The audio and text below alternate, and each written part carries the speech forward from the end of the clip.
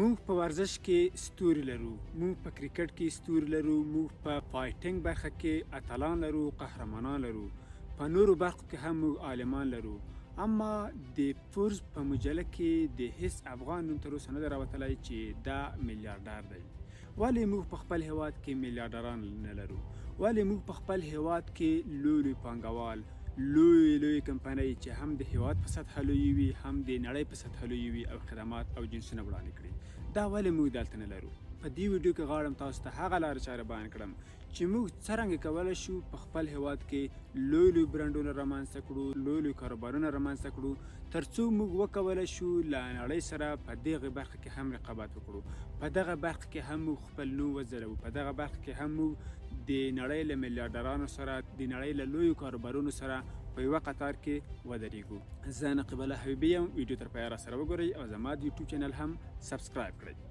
وګورئ، موږ په افغانستان کې د لومړنیو معلوماتو پر اساس د 3000 میلیارډ ډالرو یا د 3 تریلیارډ ډالرو په ارزښت طبیعي سرچینې لرو.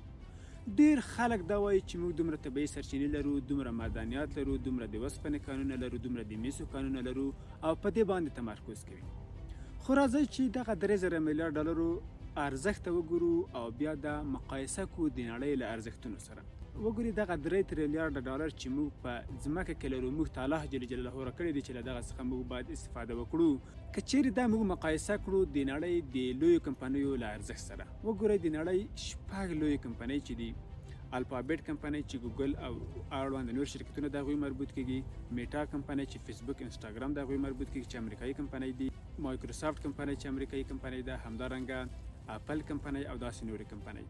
دغه ټولو ارزښت چې موږ د ونډو په بازار کې یا په سټاک مارکیټ کې یو له بل سره جمع کړو، دا ارزښت له 3000 میلیارډ ډالرو څخه ډیریږي. یعنی د امریکایانو هغه 15 کمپنۍ چې دي، دوی ارزښت د موږ د طبیعي سرچینو له ارزښت څخه ډیر دی. یعنی هغه 15 نفرو چې د دوی لپاره هغه برانډونه رامنځته کړي دي، هغه کاروبارونه چې رامنځته کړي دي، دوی د امریکا لپاره دومره ارزښت خلق کړی دی چې نن ورځ امریکا د نړۍ لومړی نمبر اقتصاد دی.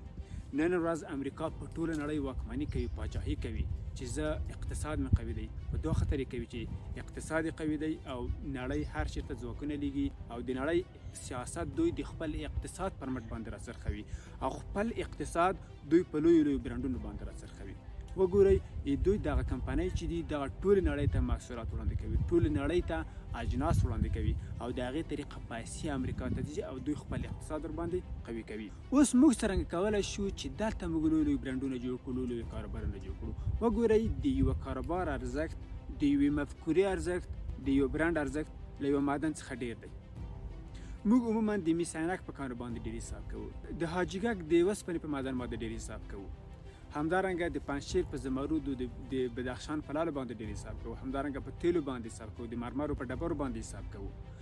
که چیرې یو ځوان په افغانستان کې په یو مفکوره باندې کار وکړي، یو برانډ رامنځته کړي او هغه یو نړیوال کاروبار شي، د دې ارزښت د مس عینک څخه هم لوړ دی، د حاجي ګک د وسپنې له معدن څخه هم لوړ دی او همدارنګه د افغانستان له نورو معدنونو څخه هم لوړ دی. ځکه هغه کاروبار کولی شي همهغه اندازه چې هغه معدن ارزښت رامنځته کړی دی زموږ د هیواد لپاره، هغه کاروبار، هغه برانډ هم په همهغه اندازه کولی شي زموږ هیواد ته ارزښت رامنځته کړي او دلته د خلکو لپاره د کاروبار زمینه مساعده کړي او افغانستان ته پیسې داخل شي.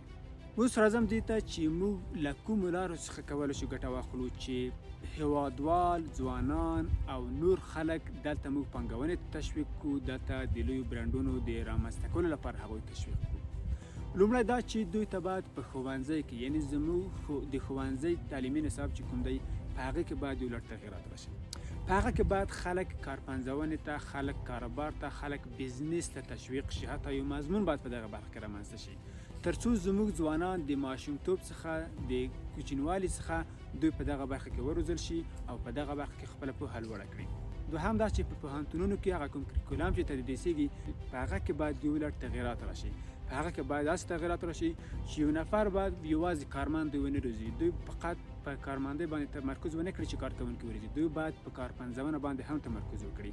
یعنی دوی خلک، یعنی دوی ځوانان باید داسې وروزي چې دوی لوی بزنسمنان شي، دوی لوی کاروبارونه رامنځته کړي.